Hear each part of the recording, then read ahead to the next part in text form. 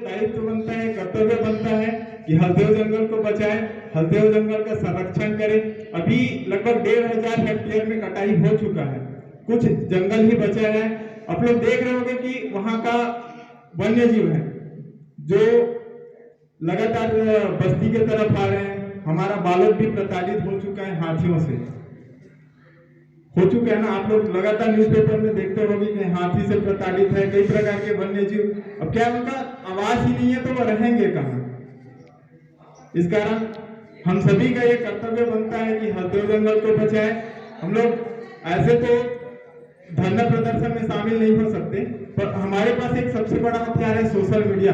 Social media के माध्यम से हम लोग हल्देव जंगल की कटाई का विरोध कर सकते हैं और हमारे हल्देव जंगल को बचा सकते हैं। हल्देव बचेगा तो हमारा भविष्य बचेगा।